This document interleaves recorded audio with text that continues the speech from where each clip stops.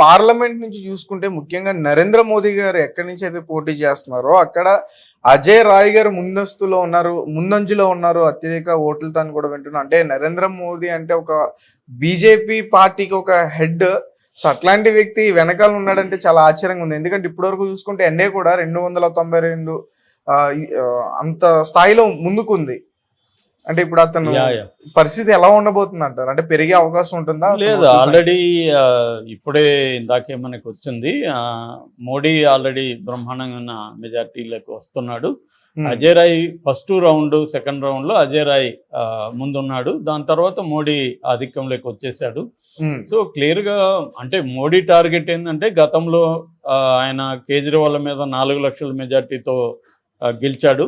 ఇప్పుడు దాన్ని దాటి 5 లక్షల మెజార్టీ అనేది మోడీకి ఉన్న టార్గెట్. బట్ అంత వచ్చే అవకాశం అయితే లేదు, ఎందుకంటే అజయ్ రాయ్ టఫ్ ఫైట్ ఇచ్చాడు ఇక్కడ. అయితే మోడీ గెలిచే అవకాశం అయితే క్లియర్గా ఉంది. మోడీ గెలుస్తాడు. అట్లాగే ఎన్డీఏ కూడా కంఫర్టబుల్ మెజార్టీతో 292 అంటే ఆల్మోస్ట్ 300 వేసుకోవచ్చు. 300లో మోడీ ప్రభుత్వం, మోడీ నాయకత్వంలో ప్రభుత్వం ఎన్డీఏ కూటమి అధికారంలోకి వస్తుంది. కాకపోతే వాళ్ళు అనుకున్నట్టుగా అంటే ఒక బీజేపీకి 370 సీట్లు, తర్వాత కూటమికి ఎన్డీఏ కూటమికి 400 సీట్లు అనేది మోడీ టార్గెట్. అది రీచ్ అయ్యే అవకాశం లేదు, ఎందుకంటే ఛాన్సే లేదు. 292లోనే ఉంది, 300 ఇంకా క్రాస్ అవ్వలేదు. సో 300 క్రాస్ అయినా కూడా 305 అటు వచ్చే అవకాశం ఉంది. అంటే ఇక్కడ ప్రశాంత్ కిషోర్ జోషి కూడా తప్పైందని చెప్పచ్చు. ప్రశాంత్ కిషోర్ ఏమన్నాడు, ఎన్డీఏకి 350 వరకు వస్తుంది, మోడీ అంటే బీజేపీకి సొంతంగా 305, 303 వచ్చింది గతంలో, ఆ 303 దాటుతుంది కానీ తగ్గదు, 10 ఎక్కువే ఉంటుంది అనేది ప్రశాంత్ కిషోర్ చెప్పాడు. కానీ ఇక్కడ చూస్తే ఇప్పుడు ఎన్డీఏ కూటమి 292కి ఆగిపోయింది ఇప్పటి వరకు చూస్తే.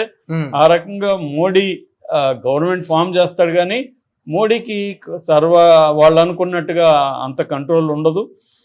At the same time India కూటమి కూడా చాలా గట్టిగానే పెర్ఫామ్ చేసింది. 224 ఇండియా కూటమి ఆధిక్యతలో ఉంది.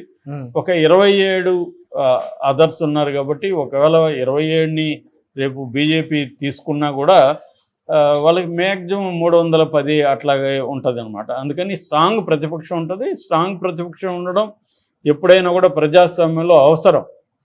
అది అక్కడ ఉంది. నిజానికి ఆంధ్రప్రదేశ్లో స్ట్రాంగ్ ప్రతిపక్షం లేదు. ఇప్పుడు 23కి వెళ్ళింది. నాకు తెలిసి ఆ 23 కూడా చంద్రబాబు లాగేసుకుంటాడు. జగన్ ఒకడే మిగలొచ్చు అక్కడ. ఆంధ్రప్రదేశ్లో జగన్ అయితే లాగేసుకోలేదు, 4 మాత్రమే పక్కకు వచ్చారు. చంద్రబాబు ఊరుకో ఉండడు, ఖచ్చితంగా వైసీపీని నేలమట్టం చేసి ఆ 23లో 22ని ఇటు లాగేసి చంద్రబాబు ఏం చేస్తాడంటే జగన్ని జైలుకి పంపిస్తాడు. సో 23లో 22 ఇటు వచ్చేస్తారు. సో క్లియర్గా అక్కడ 22 కాకపోయినా ఏ 16, 17 వస్తారు. సో అందువల్ల వైసీపీని నేలమట్టం చేసేదానికి చంద్రబాబు శాయశక్తులు ట్రై చేస్తాడు. అయ్యే అవకాశం కూడా కనిపిస్తూ ఉంది, ఎందుకంటే జగన్ జైలుకి వెళ్ళిపోతాడు. వాళ్ళ ఇంట్లో గతంలో అయినా షర్మిలా ఉండింది, ఇప్పుడు షర్మిలా కూడా లేదు. సో ఆ రకంగా సో ఇప్పుడు ఆల్రెడీ నాకు తెలిసి గెలిచిన వాళ్ళు టచ్లోకి వచ్చేస్తారు ఈరోజు రేపు. గవర్నమెంట్ ఫామ్ అయ్యే లోపలే వాళ్ళు జంప్ అయిపోతారు వైసీపీ నుంచి. అంటే ఆల్రెడీ మనం వైఎస్ఆర్సీపీ నుంచి కొంతమంది అభ్యర్థులు ఆల్రెడీ జంప్ అవడానికి ప్రయత్నించారని కూడా అవును మనం కౌంటింగ్ ముందు రోజు చెప్పారు. అవును. సో అంటే ఇప్పుడు అదంతా కూడా నిజమయ్యే పరిస్థితి ఉంది. ఏదేమైనా మోడీ ఓడిపోయే ప్రసక్తి అయితే లేదు. క్లియర్ గా మోడీ కూడా వారణాసిలో గెలుస్తున్నాడు. బట్ ఆయన అనుకునే 5 ఇది మాత్రం అంటే 5 లక్షల మెజారిటీ మాత్రం రాదు. కానీ మోడీ గారికి టఫ్ ఫైట్ ఇచ్చిన అజయ్ రాయ్కి నిజంగా గ్రేట్ అనే చెప్పాలి. గ్రేట్, అవును. అజయ్ రాయ్ అక్కడ వారణాసిలో అతను అంటే లోకల్, అతను కాంగ్రెస్ నుంచి పోటీ చేశాడు. సో టఫ్ ఫైట్ అయితే ఇచ్చాడు. అది ఖచ్చితంగా దేశవ్యాప్తంగా, ప్రపంచవ్యాప్తంగా కూడా పాపులర్ అయ్యే అవకాశాలు ఉన్నాయి మోడీకి సంబంధించి. సో ఇక మనకి తెలంగాణలో చూసుకున్నప్పుడు తెలంగాణలో క్లియర్గా కాంగ్రెస్ హవా నడుస్తుంది. సో బీజేపీ మేజర్గా అనుకున్నారు కానీ బీజేపీ కంటే కూడా కాంగ్రెసే వస్తుంది. ఈ రకంగా తీసుకున్నప్పుడు బీఆర్ఎస్ ఇక్కడ ఆల్మోస్ట్ జీరో పరిస్థితి తెలంగాణలో.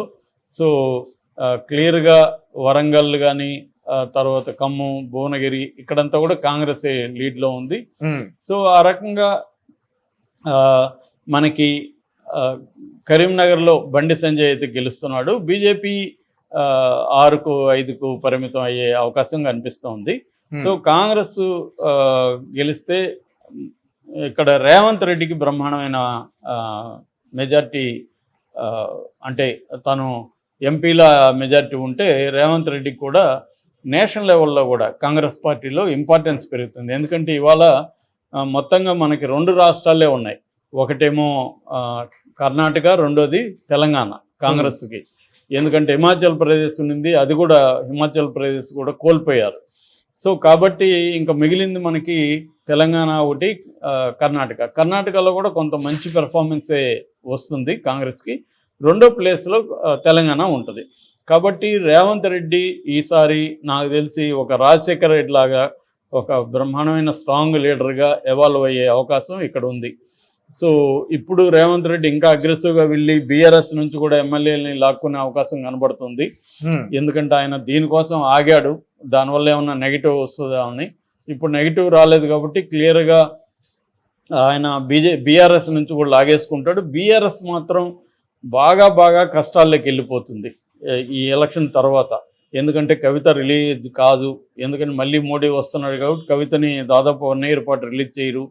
ఇప్పుడు రేవంత్ రెడ్డి గమ్మునున్నాడు. కేసీఆర్ని అరెస్ట్ చేసి జైలుకి పంపించేది, కేటీఆర్ని అరెస్ట్ చేసి జైలుకి పంపించేది, ఇవి కూడా జరిగే అవకాశం ఉంది.